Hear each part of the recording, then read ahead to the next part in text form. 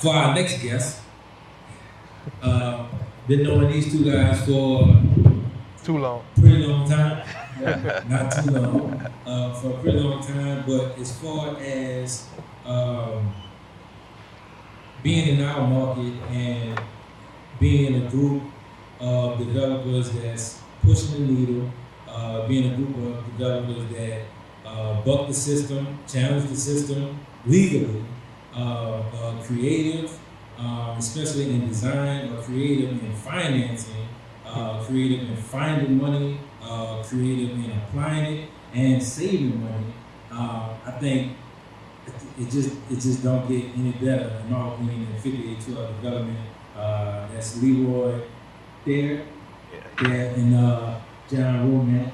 Romant. John Romant. But today we want to talk about their business, how they got started, and furthermore, just like with Braden, developing all of our businesses in the room and what strategies are working for them, what strategies are not working, and what to avoid. So we want everybody to put your hands together for Leroy and John. Thank y'all for coming out once again. So for you two, how does the real estate journey start? What got y'all into real estate? You take it. Can you move up closer? I mean, the thing that got us into real estate, honestly, kind of got to a point where I was working at Enterprise Rental Car at the time. Yeah. I was working for Loomis Armor, driving. I was actually servicing ATMs, like an armed service tech. I was like, man, this ain't life. Like, I'm tired of doing this, right? So the biggest reason would probably be I just didn't want a boss. I wanted to move on my own, do what I wanted to do when I wanted to do it, and kind of, create my own future, right? Like, be in charge of my own future.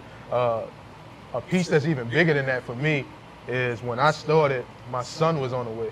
And I was like, what I look like asking another grown man, can I take off to go, to my son's play, or go, hey, I'm gonna be late, I gotta bring my son to school. So that was a big piece for me. I wanted to actually be there for my kids because I didn't have that growing up. So I needed to figure out what was gonna give me the freedom that I wanted to be there, like I wanted to be. Right. So transitioning from the actual job, right? What was that one thing or that one person that actually got you guys started that first day in the business? I wouldn't say. I would say we kind of pushed each other. I remember working long nights. I was working at Enterprise over at the airport, so I'm there until maybe midnight some nights. And me and John, I'm on the phone. We don't have any customers. I'm like, man, we just reading about wholesaling. He's like, man, look, we gotta get out of this, and we gotta get out of this 9 to 5 and really, really hit the ground running, man. So I think we really pushed each other, man. It was just a kind of, hey, like, you get started, and then we ended up starting together, right? And just like Braden was saying, you read so many articles and you read so many, bigger pockets till you die, right? And at the end of one of these articles, I wish I could give you the name of it. It just said, stop reading articles, go out and do it. And that's when we started looking for our first wholesale deal. And we started with wholesaling. Of course, sometimes deals go great, sometimes they go way left. And this is the deal that went way left. And like we made the money, and then we didn't do wholesaling again for another 6 months. I think we didn't even think about real estate again for another 6 months. It was just like, man, sellers lie, buyers lie, forget it. Yeah. So, and later on, we got back in that same little place, and we're like, you know what? Like, this isn't life. Like, at this point, I stopped working at Loomis Armor, and I started working at a hotel part-time because I knew real estate was life at that point. And I needed to get back on track and actually, push further. So. And one person I would like to thank, shout out to David Birdsong, because we bugged the hell out of him when we first started. He was a big influence, for sure. So, for sure. Yeah, and we appreciate that. So tell us about what happened, what went left by it. Oh man, pulling demons out. It was a wholesale deal we found. It was a landlord who was retiring. He had 3 single-family houses. We locked all 3 of them up. We were like, all right, cool, we're gonna make about 30 grand. Turns out, I think we made like 9 grand because whatever happened. But anyway, he lied about everything. He lied about tenants being in the unit. He lied about how much rent he was making. And we're feeding this to our buyers list. And so when it comes time to actually show the properties, and we're just like, we can't get in today. We can't get in today. It's like a week before closing, we finally get into one of the properties. And you can tell nobody had lived there in years. Like, the floors were like completely eaten up by termites. It smelled like feces. Windows busted out. He was like, hey, she just moved out. It's like, no, she didn't. like, Yeah, that's what he said. Yeah, she upped and what did he say? He said, yeah, she upped and moved out in the middle of the night. She took everything, man. It was like she took everything. Like, there's no way she could have walked from the front door to the bathroom. There's termites everywhere. So we ended up almost losing that deal. So we salvaged it by selling. I think we only ended up selling one of those houses, huh? Sold 2 of them. We sold 2 of them? Sold 2 of them. Yeah, the other house, we finally got into that one.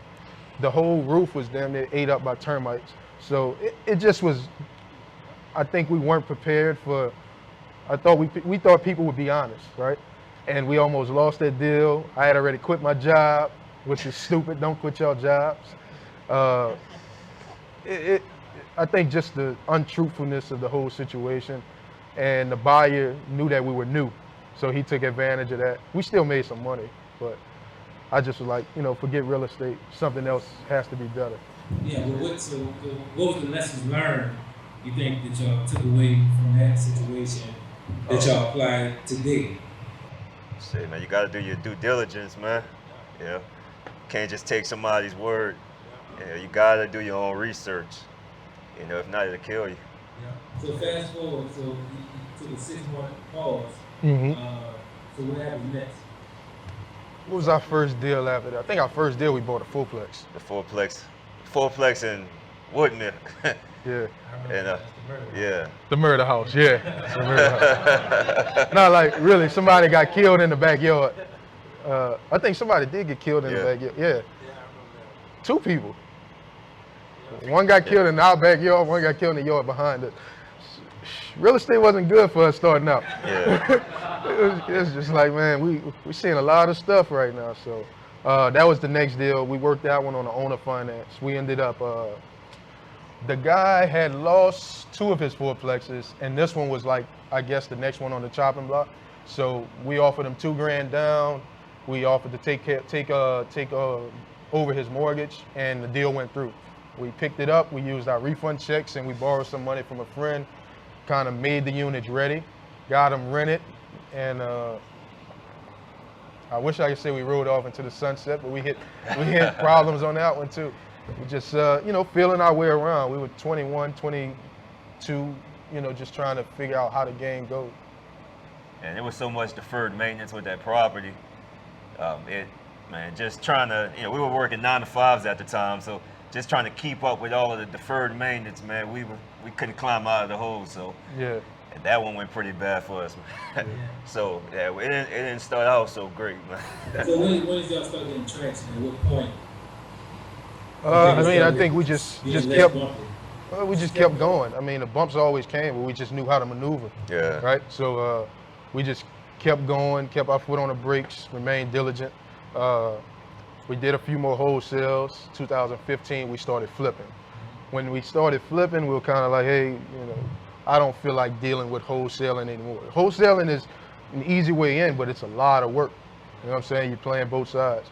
And I think once we started flipping, we started to kind of, get on autopilot almost. So we weren't second guessing real estate anymore. Right. And 2015, we picked up one in July. We picked up another one, I think, in September. We closed them right before Christmas, which was good because I quit my job and I was broke.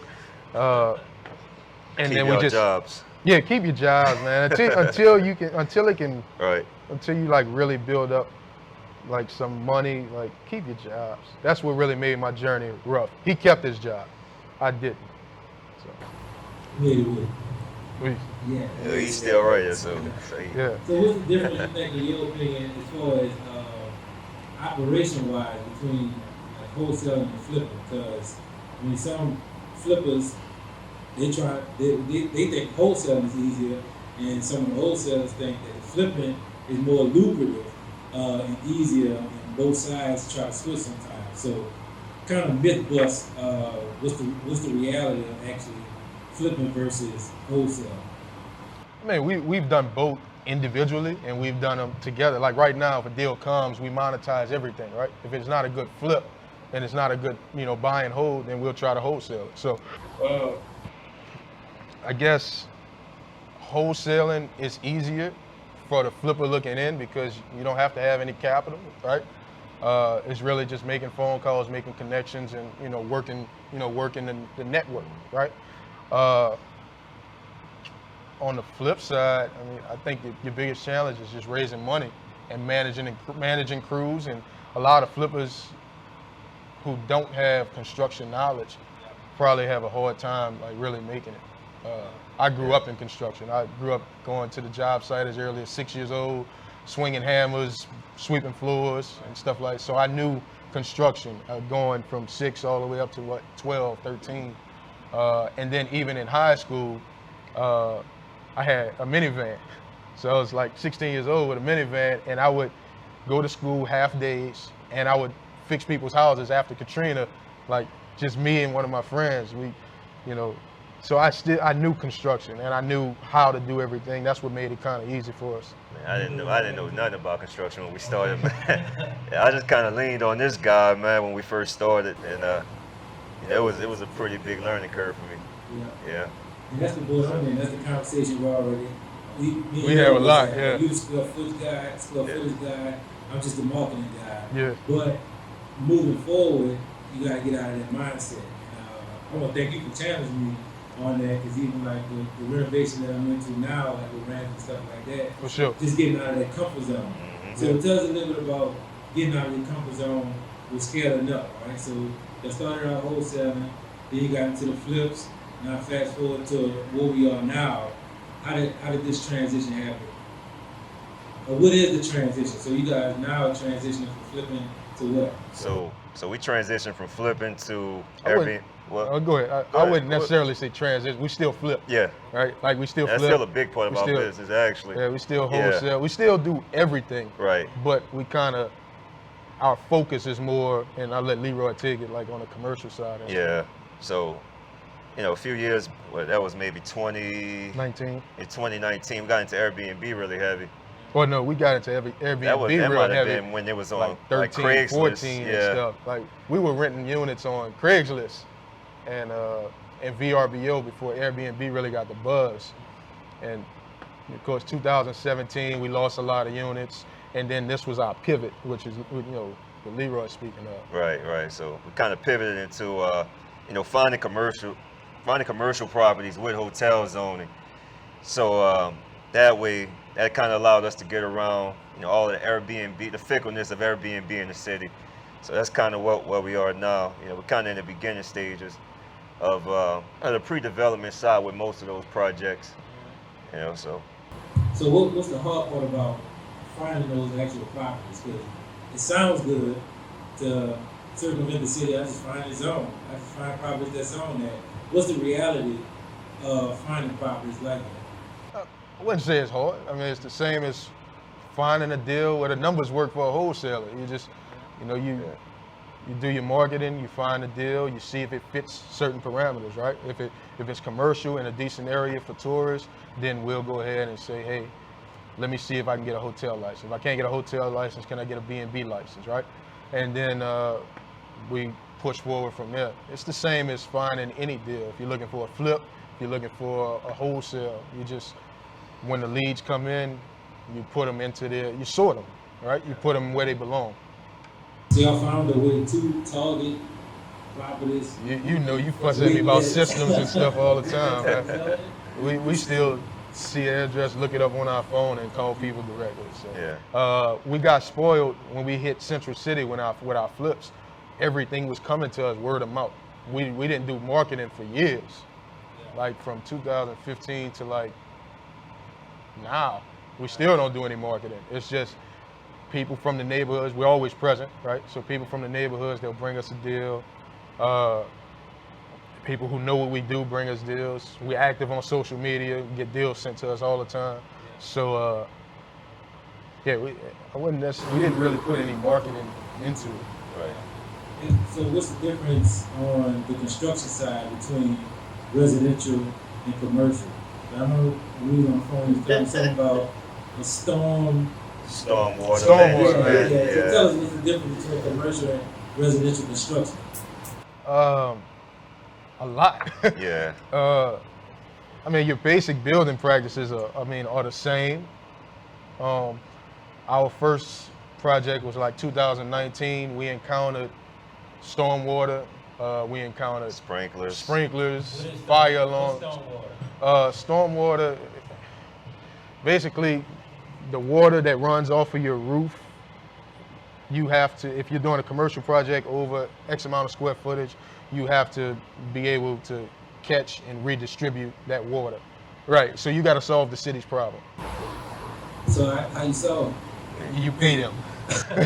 and you get a bigger, budget. So this particular project, I've seen people who had to excavate and put tanks under the ground. This particular project, we had to excavate a couple feet underground, fill with gravel, and put some plastic grates. And then the portion of our property that runs onto city property, we had to pay them like 10 grand for that. Yep. Yeah. So we had to pay 10 grand for the water that runs off our roof and hits the city's sidewalk. 10 grand to who? To the city. City of New Orleans. The toilet At one time. Yeah. It's a one-time fee. But, I mean, you can fight it all you want, but if you want your project to get done and actually perform, then you just do it. Yeah, it's And cost of business, yeah, man, the thing when that you- kind of pissed us off was Yeah. it's supposed to get triggered at 5,000 square feet of lot area, right? Or building area, whatever it is. Our lot was only 3,500 square feet, but they saw that we owned all the lots on that block. So they were like, hey, you got to do it. If you can't do it here, you own this one, you got to do it there. It's like, all right, well, just quit claiming it to somebody else so we don't have to do it. They were like, well, hypothetically, I said, what if we didn't own this lot? They're like, well, there's been instances in the past where they've made the property owner here strike a deal with the neighbor to do stormwater on their lot. So there was no way around it. We just was like, hey, let's stop fighting it. We're gonna spend an extra 10 grand for a permit, and we'll spend another 20-something grand on stormwater management on our site. Yeah. Y'all Sprinklers already was- have a unique relationship with the city of New Orleans. So tell us the Washington Avenue story and their relationship with the city of New Orleans zoning office. I mean, Long story short, we lost a lot of money, man. so we bought Yeah. this crib, 1700 block of Washington. So we're like the first house Outside HDLC. outside of HDLC, right? Like the first house off of Carondelet on Washington. And we bought it, we're like, all right, we gonna pipe it up. Like it was a little 900 square foot house, and we had these plans for just like 2,400, 2,300 square foot building. And they just wouldn't let us do it. They were like, hey, you can't demo more than 50%. This is HDLC. You got to go through all these different things. And I'm like, look, we learned our lesson. We do our due diligence. This is not HDLC. The language says that this isn't linked to HDLC. What happened was they redrew the maps prior to us buying it. And someone boxed our property in as the backyard of a house that fronted Carondelet. So it put us in HDLC. Right, so we did our plans for this super contemporary house. We had to go back and make it more historic. Then we had to submit that to HDLC. We had to wait for meetings. Then we had just a whole bunch of song and dance. And long story short, we get to the end of the process, and I think we had Latoya Cantrell was running for mayor, and we had her come to. We did like one of those house meetings at one of the Airbnbs we had. So she came in, she's talking to everybody, and we bent her ear, letting her know what's going on. So when we get to the meeting for city council with the HDLC board and everything,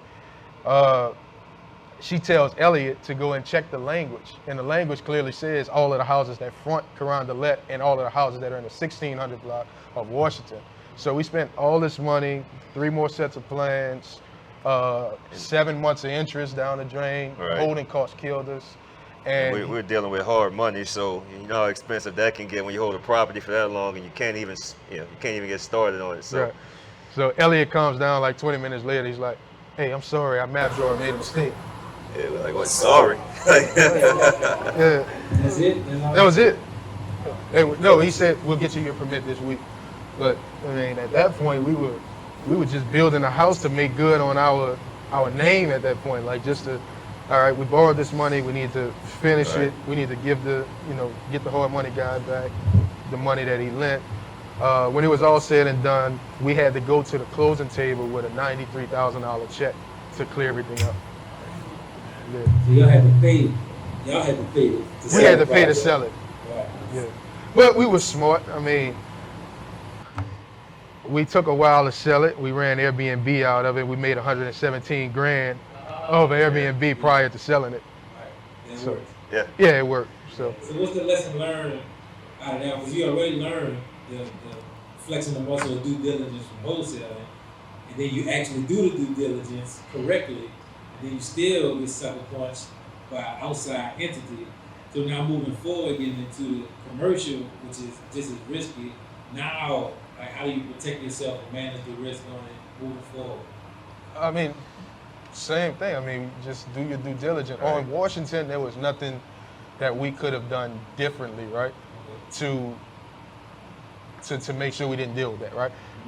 The only thing that we could have done to get the project going and not wait was to renovate what was there, which was 900 square feet, but we had borrowed 400 grand. Right. Like I couldn't sell a 900 square foot house for that much, so there was no way.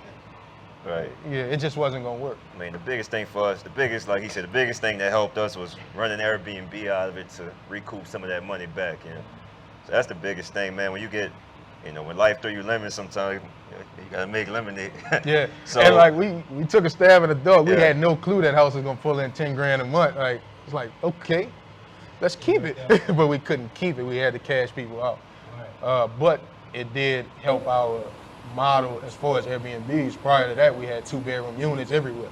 Right. And then we were like, all right, the more units, the better. Like if you got a $500 unit, $500 a night unit split between 2 people, it's $250.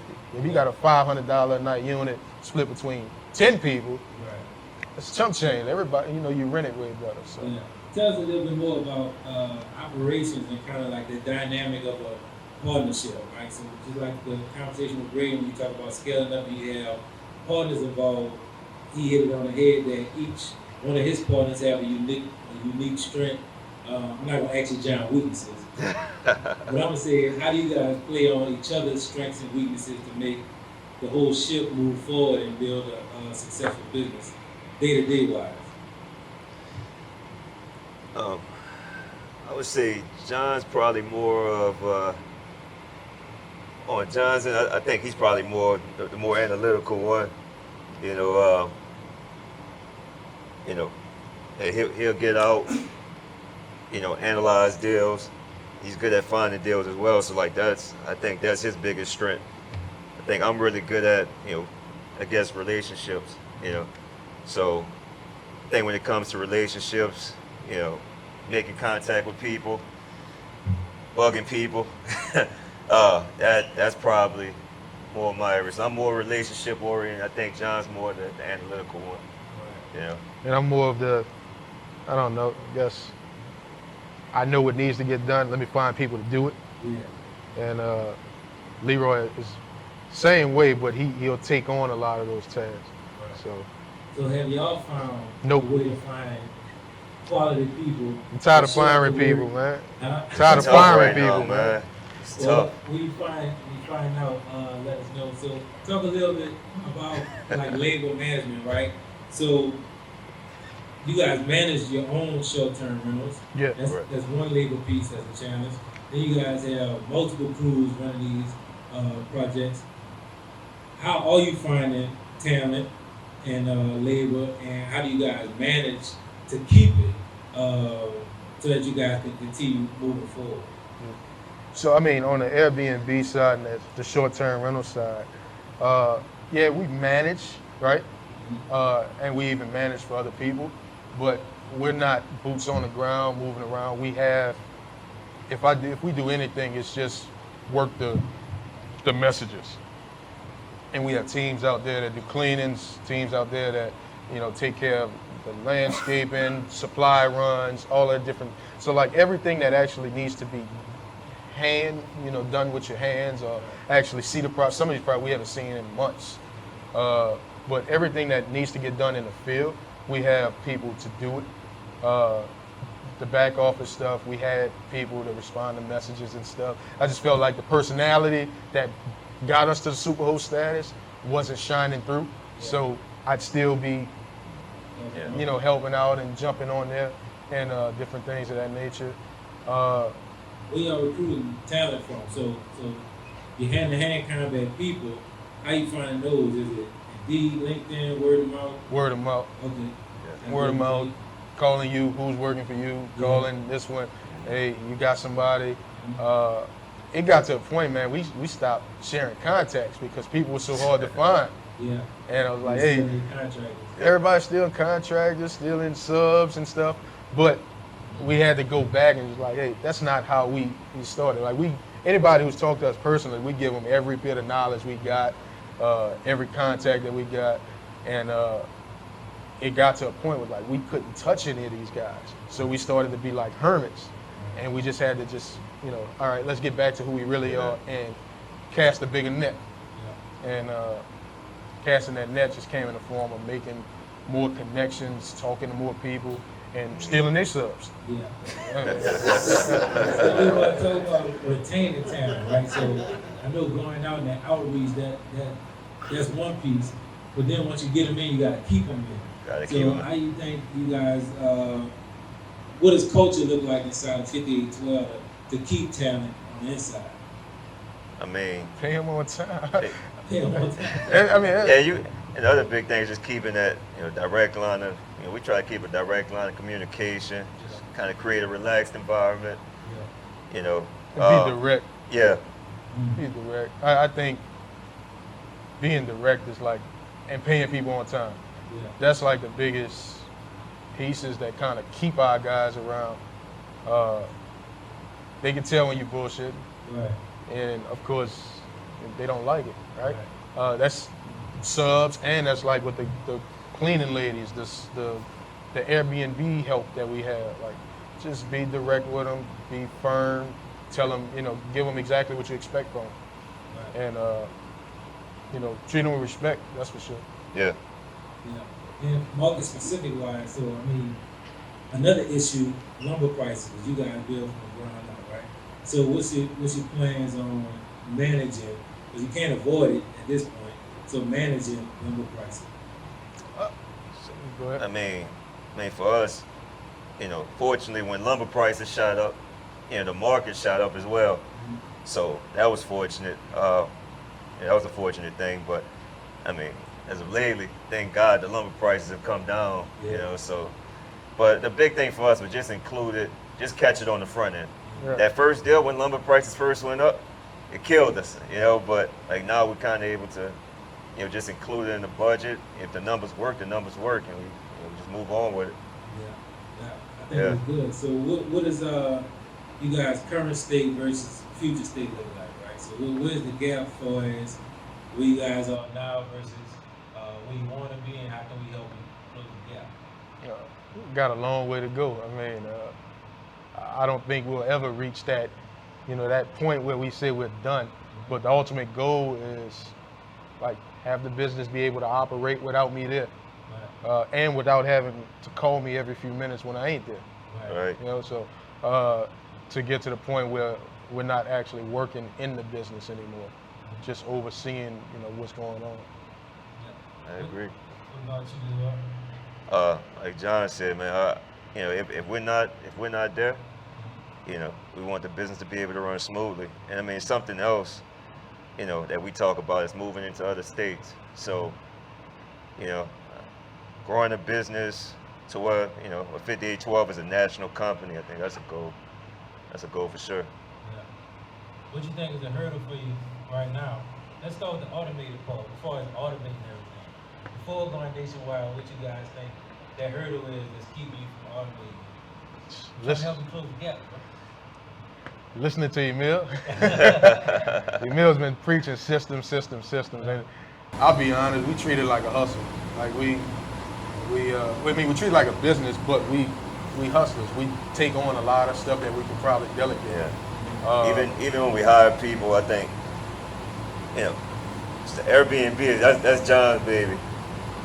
Even on the construction side, I try to, I try and not be so involved. I mean, I'm calling guys all day, man. Like, what's going on here? What's going on? So, but I think our downfall is, we'll take on too much ourselves. Even when we have people in place to run certain things, we do so much that we like, why do we even have it? Like, we doing it anyway. Like, I think it's just because we don't sit down and get the SOPs right in order and show them exactly what to do and give them, like, we don't trust. Don't put enough faith in them to actually perform the way that we perform. Yeah. So if we don't get out of that habit, then we'll probably still be here 10 years from now, operating the same way we are. So, and that's full transparency, right? Yeah. So we need to get to the point where we can let go and not micromanage everything. Yeah. Tell us about the Treme Project. Which one? For as the group project. So the Treme Project started as we purchased the old hotel that caught fire in 2017. The hotel license was still intact. It was a set of 5 lots? It was 2 buildings, 3 lots. 3 lots. And one of the buildings was still operating with like 7 tenants that paid by the week, but that kept the hotel license in good standing. Mm-hmm. The other building was 31 single occupancy rooms with an office and laundry room that had caught fire. That's what caught our eye. And then we saw, hey, so all of this has the license on it? They're like, yeah. So we picked up the lot. We picked up the assembly of properties, right? And that's when we found out the hotel license isn't transferable. Yeah, so that was it was scary. We ended up getting the deal pushed through, but we had to prove that this little beat up building was still operating as a hotel. And when we first got, when we got the deal, that little beat up building was just laying. Yeah, we didn't even value it much. But that little beat up building ended up getting us the hotel license. Yeah, it ended up being like the piece that made the deal work. Because we were like, we'll get to that later. It's just extra $4,000 a month. It was rented. 10 by 10 rooms, pay $700 a month. Wow. So, what's the ultimate plans for it? So the 31 room building, we turned it into six 3-bedroom, 2-bath townhouses. The red building, once that one's complete, it's going to be the same thing, mirroring on the opposite side of the lot. And then the middle is a 21,000 square foot, 14 unit. 14 units would be 3-bedroom, 2-bath, and then we'll have 7 single occupancy rooms in that building. So all together we have, I said that math, 14, 28, 30, something, 25 to 30 STR units operating under a hotel license. So we don't have to deal with, like we said, the fickleness of the city with the new rules and different things of that nature. Since then, we found out that the block where we purchased that at, all of the houses, all of the property, everything in that square block is commercially zoned. Mm-hmm. So we've been targeting anything that's adjacent to us, so we can treat it as an annex to the hotel. Mm-hmm. We ended up picking up 2 more buildings on the corner that were commercially zoned. We're going through the process of, being able to get some tax credits and different things. Those will probably have another 6 units. And then we got 2 lots across the street. Yeah. Well, we got 2 lots across the street that were residential, but it was in our best interest to go ahead and pick those up, build up nice units, rent them out. I mean, not rent them out, sell them to homeowners, right? Homeowners make a neighborhood more attractive. And we also picked up the 2 commercial lots behind us that front Arlene Street, which will also be either annexes of the hotel or we can, I don't know, eventually we'll turn it into a nice commercial district. Right? That's what it sounds like. Yeah, that's our goal, man. Yeah. That's So our goal. we bought almost everything in that little square block.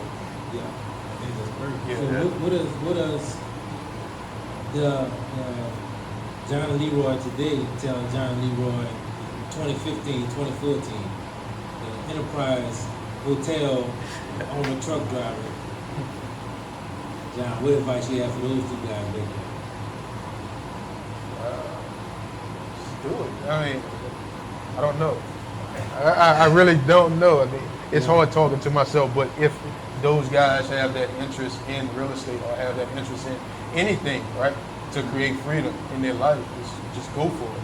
Right? The best advice that I had was at the end of that article. It said, stop reading articles. I ain't read another Bigger Pockets article in like years. Right. So until we got, to a point where I needed to, all right, who's dealt with this? Yeah. So I would say just go for it. Yeah. What you got? So, man, it's a tough question. Braden made it look easy. Yeah, he did. He did. I mean, the advice I would give to the both of us back in 2015. John was at Loomis, I was at Enterprise.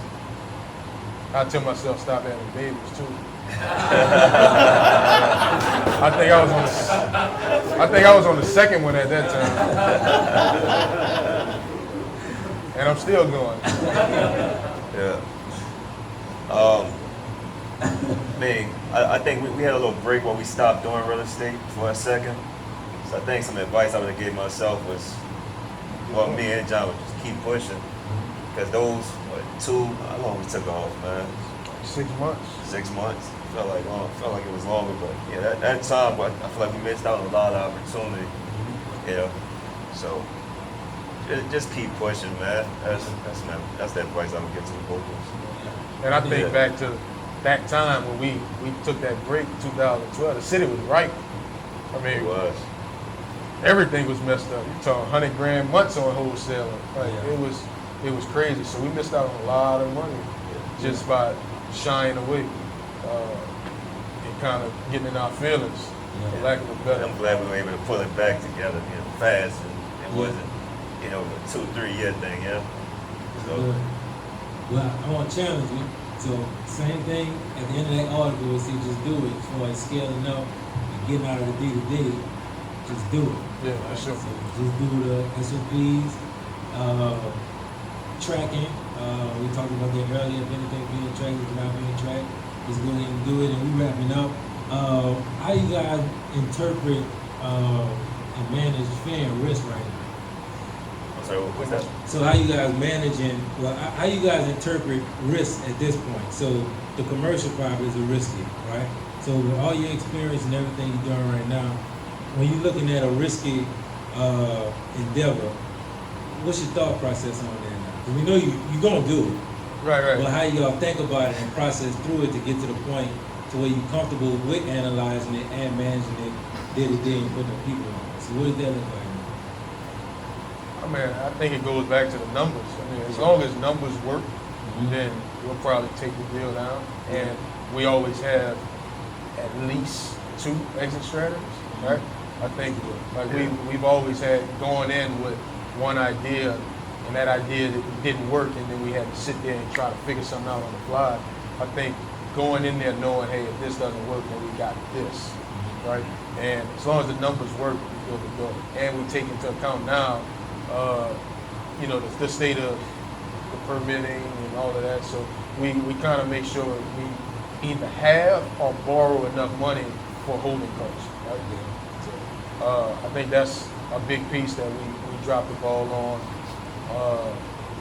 in the first commercial deal, right? Because that was 2019, and we just not getting to a point where we got a permit. Like this week. Like we just got it. I just paid for it yesterday. Wow. Yeah. So that's 2 years. I mean, you talking about nightmares, so you should have asked that one instead of Washington. We switched architects a few times, a lot of different things. But I would say just numbers. Everything is numbers. And having exit strategies in place. So add multiple exit strategies during the due diligence period on the front end, not adding it in the middle once you bought the property. Yep. You would say, so you would call that over borrowing? I wouldn't We call say it. borrowing enough. So how you make sure you manage to not be over leveraged, but leveraged enough to where you have that wiggle room. I mean, we just put it in our contingencies, right? Right. So we just go with a larger contingency. I have holding costs, where my purchase, my renovation, my holding costs, and different things of that nature. But we just have a bigger contingency since we've been burned before, right? That's probably, I mean, that's how I do it. And like as we're talking, I'm gonna go back to the other question. Like, what would I tell John and Leroy back in 2015? Don't force a deal. We forced the hell out of that deal. Yeah. Just because we was like, man, it's a block off of St. Charles. We gotta do it. We forced it. Don't force the deal. If it's not right, and the numbers don't add up, if it just seems too far-fetched, and you just have that gut feeling that it's not going, that's not going to work out. It's all right. They got a million deals out there. That ain't the last one. So don't force the deal. I don't know about a deal. It's tough to say no. So it's definitely easier now to say no. And Yeah, have to be sure. further advice you give somebody to say Definitely. no to a deal. Definitely. Some stuff isn't worth a headache, man. Yeah. Other best deals that you do sometimes are the ones you don't do. Right? Yeah. You save them money and you Right. don't lose. Don't lose that money. Yeah. For sure. And don't So- lose that sleep. Yeah, absolutely. So Yeah. So John and Leroy, everybody, how people get in touch with you? I'm on Instagram and Facebook. That was a question I had wasn't ready. Because you guys are still looking for more properties in Treme. You got people in the area that's realtors and wholesalers that get you guys in Treme. So we want to make sure to get those properties over to you. Yeah, so we always looking for not just Treme, right? But properties anywhere, right? Anything that we can make some money on, we interested in. Commercial is our big thing. We've been in Central City for years. We've been in Treme for the last couple of years. Our biggest thing right now would probably be commercial stuff. Stuff that has the right zoning to kind of push we love STR, right? But I don't want STRs that I got to worry about if I'm still going to have it next year. Yeah. So anything that might work like that is perfect. We'll take flips. Anyway, pretty much. If the numbers work, If the numbers work. We don't do big flips anymore. New construction is easier. So we just, you can reach, I guess I don't get my email right now. Instagram. Facebook, my name on Instagram, J_invested. And Facebook is John Romant, ROMANT. And you're in the Facebook group too. So Yeah, I'm in everybody the- that's already in the West Bank RIA, you can just add his name and send him a message. Then Yeah, shoot me whatever y'all have. Any questions y'all have, let me know. I ain't a guru, but we've dealt with some things. So give you another perspective, if nothing else. J_invested. Yeah, J_invested. INVESTED. I'm on Instagram as well. L_Theard. That's THEARD 3. Whoa, that's really confusing. Sorry, that's L_Theard. So it's gonna be THEARD. And Braden is also in the West Bank RIA Facebook group. You can get in touch with him also, and make sure before you leave, you get in touch with Braden if you haven't already. But John and Leroy, right?